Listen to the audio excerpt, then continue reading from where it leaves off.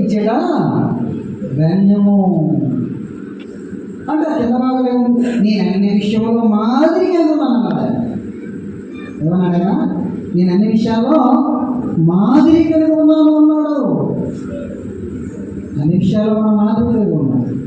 ప్రార్థించే విషయంలో, పరిచయం చేసే విషయంలో, దేవునికి ఇచ్చే విషయంలో, దేవుని సేవ చేసే విషయంలో, కుటుంబం విషయంలో, మన అన్ని విషయంలో ఒక మాదిరి కలిగి మనము ఉండాలి.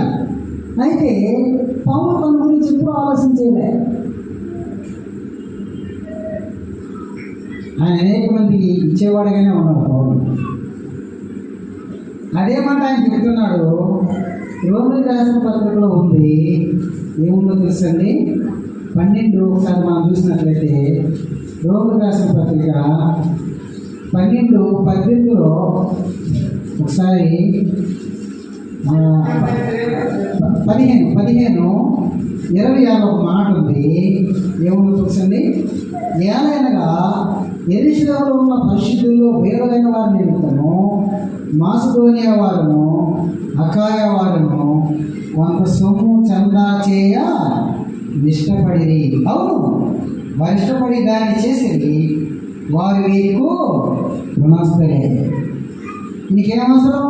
నేను బాగానే ఉన్నాడు కదా, దేవుని సేవ చేస్తున్నాడు కదా, సంఘ స్థాపన జరిగే కదా. కానీ వీరికేముందో తెలుసండి? యెరూషలేములో ఉన్నటువంటి యూదులు, విశ్వాసం నిలిపారు.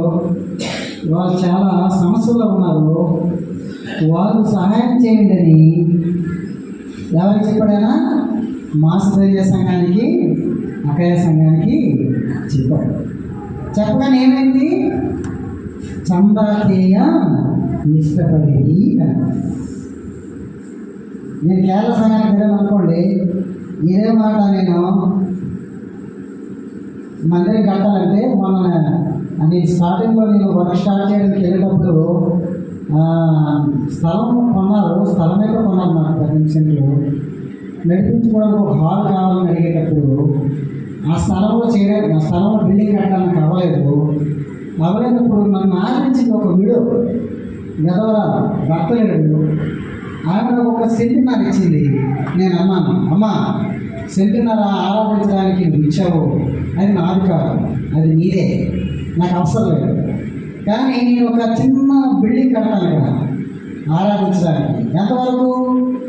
ఒక చర్చ్ అయినంత వరకు ఇక్కడ చిన్న బిల్డింగ్ కడతాను. స్థలం చర్చికి వేరే ఒక స్థలం ఉంది, 10 సెంట్లు కొన్నాం.